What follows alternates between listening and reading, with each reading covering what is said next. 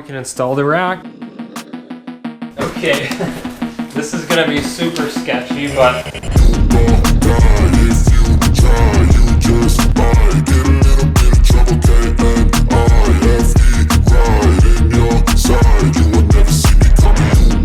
I have a problem. I need to drop off this giant package at a UPS drop-off, and I don't have any way of attaching it to my bike. There's no rack on this. This is a 2022 Kawasaki KLX300, and it does not come stock with any kind of rear rack.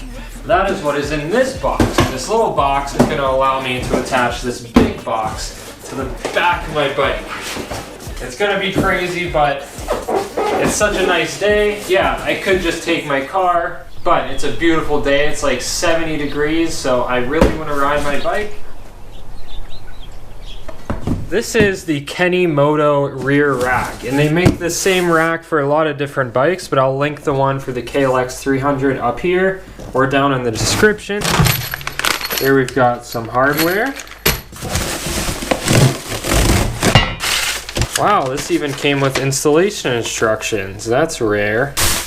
And there it is, guys, the Kenny Moto rear rack. This thing is pretty lightweight, but also very durable. Feels like nice thick steel piping. I think this is going to be really awesome, and it didn't really cost that much. It was only like 90 bucks. Welds look a little bit questionable, but hey, this thing's solid. That's thick, like 1/8 inch steel right here, and you can use this to attach like gas tanks on the back, tail packs, a ton of different things. So let's get this on the bike. I got a switch in my head. I go from living to dead. You got me seeing all red. Now I'm becoming a threat. I f***ing heard what you said. I'll make you have some regrets. And no, I never forget. So now you have a few debts. That shit, it needs to be paid with blood or some sort of pain. You caused a permanent stain, which has determined your fate. I've never seen so clear. I feel the All time. First things first, we're gonna have to remove this little pack that came on the bike from the factory. So I've just got a little electric tire pump air compressor thing in here. This thing's really nice. Has a flashlight on it. Whoa, that scared me. Flashlight on it too. This is a really nice product. I'm gonna put a link to this in the description below or up here. I'm gonna have to find a way to get this back on the bike somehow. I'll probably buy a little tail pack for it to go on this rack that I'm installing. And then there is the factory toolkit, which is also something that's really important. I'm gonna have to relocate on the bike somewhere else. Some little tools in there. In order to remove this little pack, we just have to remove these 4 bolts here. It's an 8mm socket.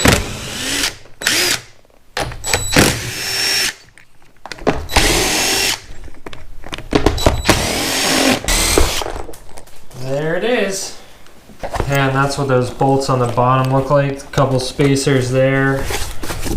Pretty dirty under there. I don't know if we're gonna actually reuse those holes or not. So let's get this thing on here and eyeball it up, see what it looks like. Okay, so that's basically it right there.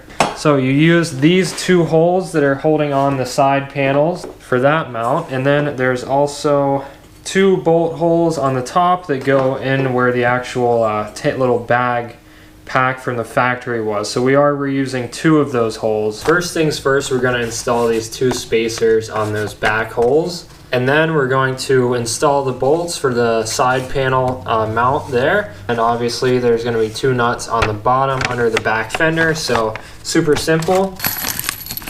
Okay. So these are the 2 little grommet things for the side bolts. Then the spacers for the top bolts. Here are the 4 bolts and washers and a couple of lock nuts. Before we install the rack, we got to pull out these factory bolts holding in the side panel top. We're not going to need these bolts anymore because the rack kit came with new ones, so it doesn't even matter that I dropped it. And then these 2 big old aluminum spacers go right here. Now we can install the rack for real this time. Goes in like that. That's basically it. For these side bolts, we're going to do the bolt washer, plastic grommet, and then that goes right into the side piece. Then we tighten it down.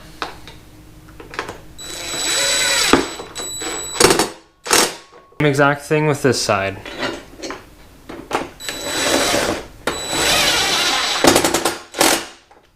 Then for the top, we're doing the bolts with one washer. All 4 bolts are the same, so you don't need to worry about mixing them up.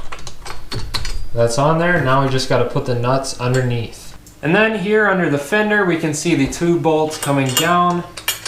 Washer, then the nut. Washer, and nut. Can't get any easier than that. So I'm just going to hold on to the nut on the bottom with a 10mm wrench and then torque it down with my impact driver.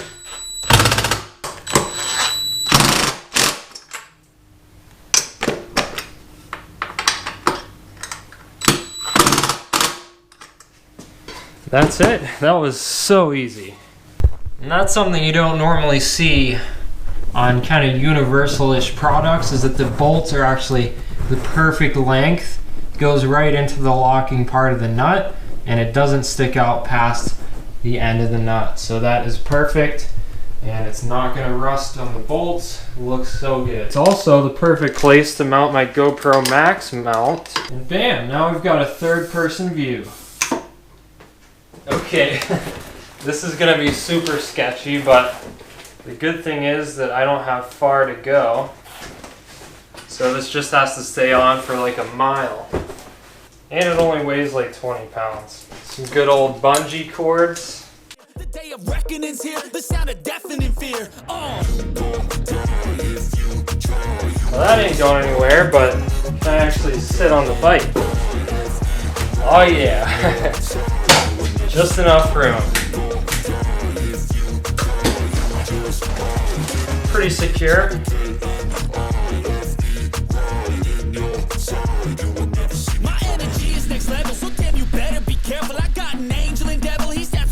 Biggest package ever strapped to the back of a KLX300? I think so. Definitely one of the sillier things that I've done, but I actually do have to drop off this package, and I wanted to test out this rack, so let's ride.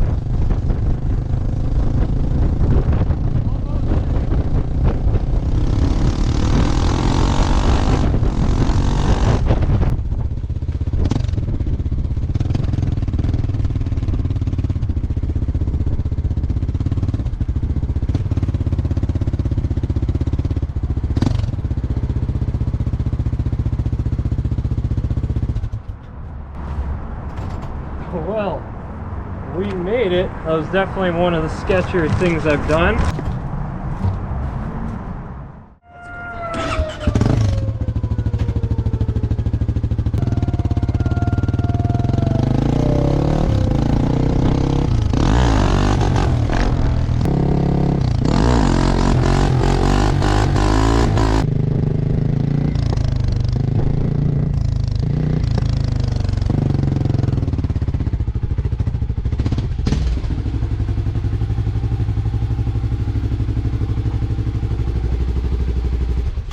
Well, we made it.